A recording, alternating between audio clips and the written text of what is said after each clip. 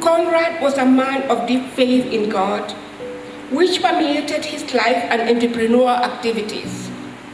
From a humble beginning, he endured challenges of life and the ravages of war and its consequences, such as the World War I, World War II, and even the Great Depression.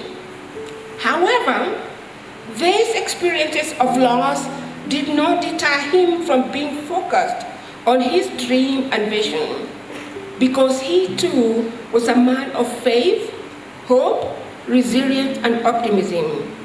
In 1944, Conrad established the Hilton Foundation to advance charitable endeavors and to make a difference in the lives of others.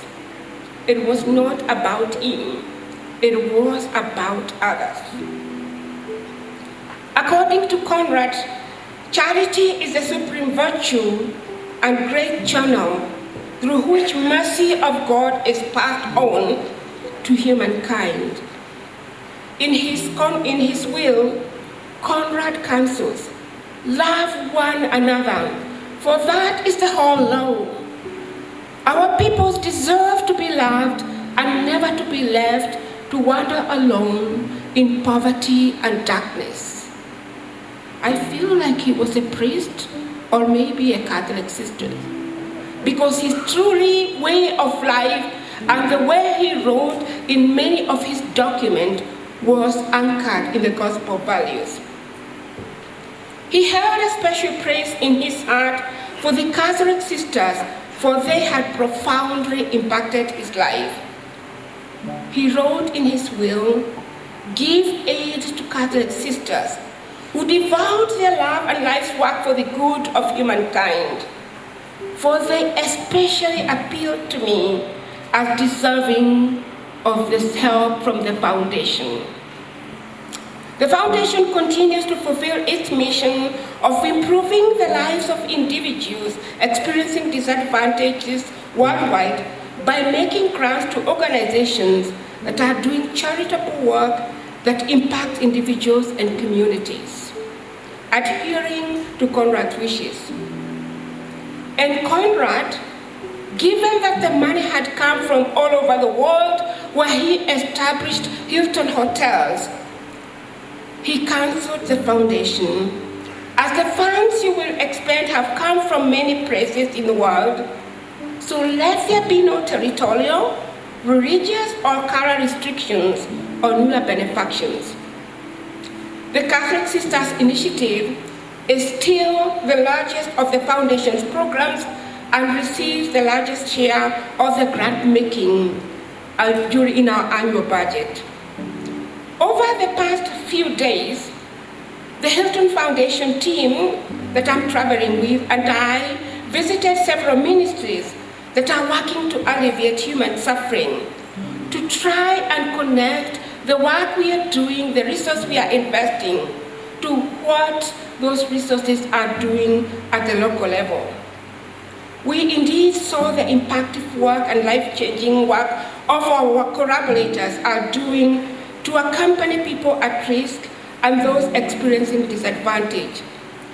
These encounters revealed a profound commitment of sisters in supporting young people whose lives are emotionally shattered by domestic violence, debilitating diseases, and poverty.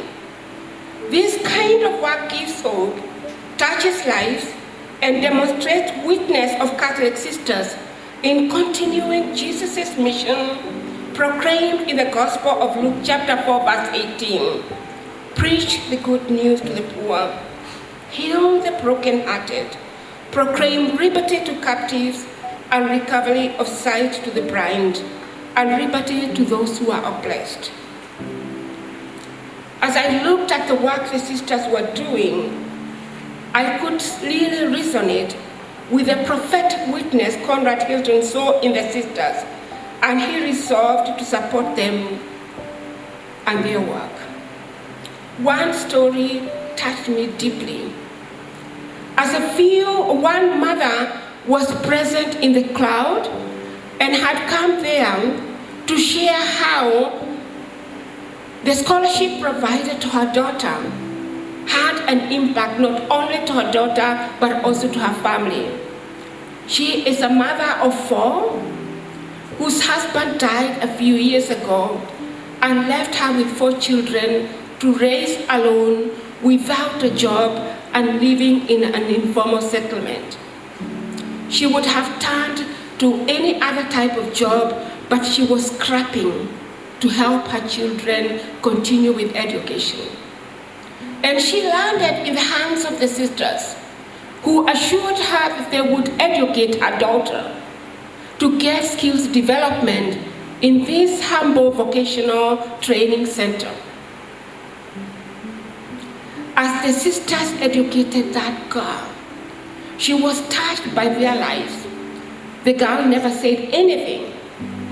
And finally, she talked to her mother that she was desiring and was feeling that she needed to give her life to God to become a sister.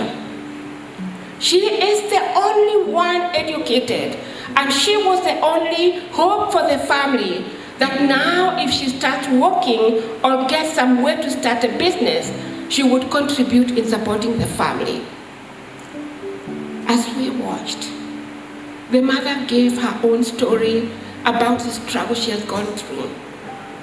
Then she stopped and said, I release her, take her, if that's what she wants to be. And not everyone who was in that crowd was in tears. It was so hard for her to let her go. What was most interesting, 5 girls who have participated in that particular program from very humble families all have committed themselves in religious life. 2 of them were in that club. For me, that experience was prophetic in witness and encounter of grace. Because when we encounter and you are touched by the other and look at the eyes of that other person, just as like the lepers, you are never going to be the same. And those are the stories that becomes case studies that we consecrated persons, our presence is not only in doing, but we need to be transforming lives spiritually as well as physically. In support of Catholic sisters, over the past 4 years, the foundation has invested over $103 million in Africa alone, of which $9 million has gone to support research in various countries to address the needs of aging and elderly care, to support longitudinal studies that examine the impact of skills development and education, ongoing formation, evaluation, and technical support that is provided to sisters. I look forward to listening, learning, and dialoguing on various research topics to understand ways to continue supporting the work of Catholic sisters and also themselves.